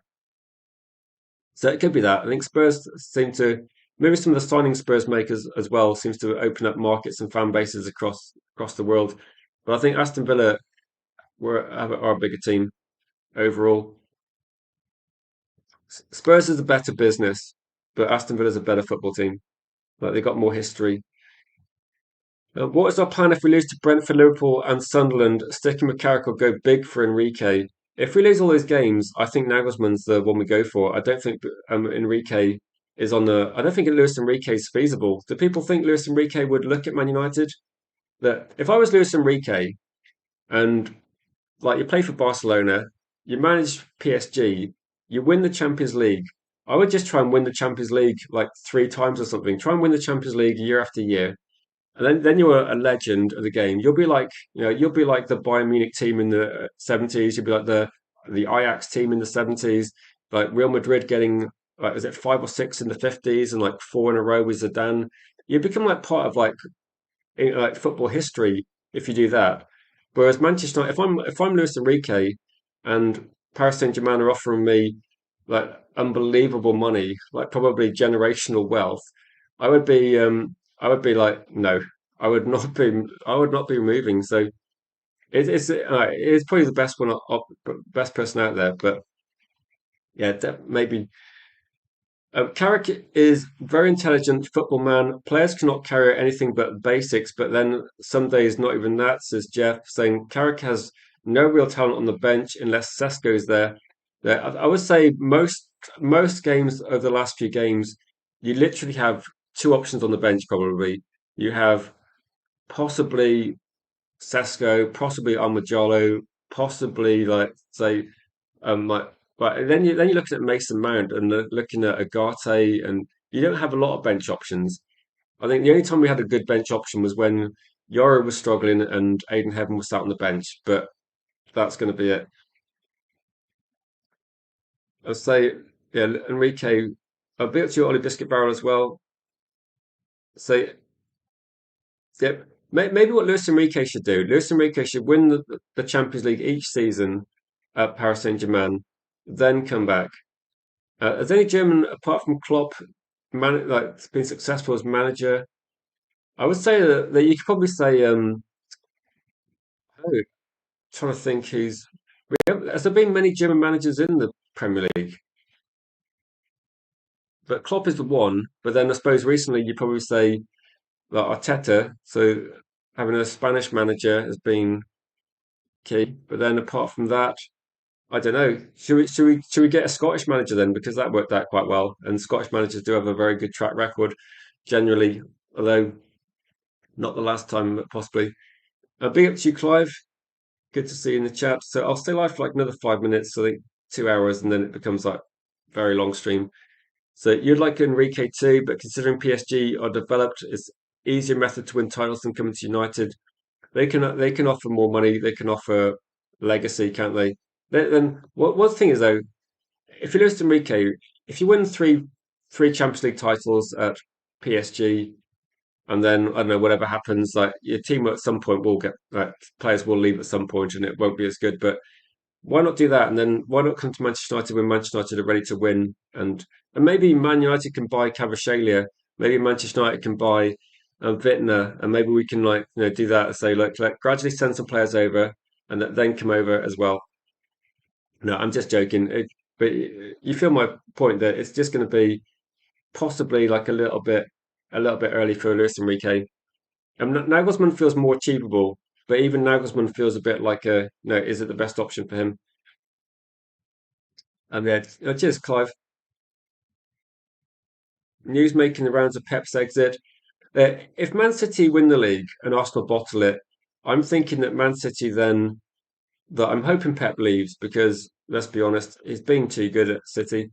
And then if he leaves, you kind of hope that Manchester United then look at go right. Maybe we need to look at like who would City appoint. Like I think people think Maresca might go there as an option. It's possible, but it is difficult to predict. So yeah, don't forget to click the like, subscribe if you're new, and get like final few minutes, get some questions in or thoughts. If you've got a strong thought on this one, so Tuchel would have been a nice option. Plays good football. I don't know why Ineos won't release some control and allow a manager to develop us. I think it's probably a judgment call, isn't it, on how much control do you give them? I don't think that I think that any head coach coming in should have some say, but you don't have to let them veto things. You have to just give let them have a seat at the table in decision making because I think you don't want to rule out that if Nagelsmann has an interview and comes to like speak to people, do you think they're going to let Nagelsmann have enough control to make him consider the job? Because if you're going to go for, and then like Luis Enrique, if you say to Luis Enrique, right, you're not going to have much say, it could be thing. Yeah, I think Pep's only leaving if they win the league. If Arsenal win the league, I think Pep stays because I think he wants to do an Alex Ferguson because if like Alex Ferguson won the Premier League then retired, if Pep leaves and Arsenal win the league, then people like me will always say, "Oh, Pep lost the league, then left," whereas Alex Ferguson went out on a high. So I think that Pep wants to go out on a high. He has got the ego. If he goes out on a high, he can just say, "I defeated everybody. I defeated like Arteta never won a title when I was in charge. I stopped. No, I got it back after Liverpool had a lucky season." So Pep will go out with a lot of credit in the bank with football fans. And the same way as if Alex Ferguson had retired when City won the league, then people would say Alex Ferguson retired because City, he lost to City. Like City took over and Alex Ferguson had to retire. That's what people would say. And I think that as a top manager, you want to leave. You want to leave on the top, don't you?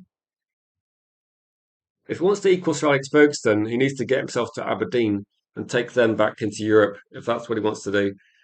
If he wants to equal Man United in the Premier League, he probably needs to stay there for like another 15 years. And I don't think that's going to happen because Arsenal will give it to them this season, possibly, but other teams won't.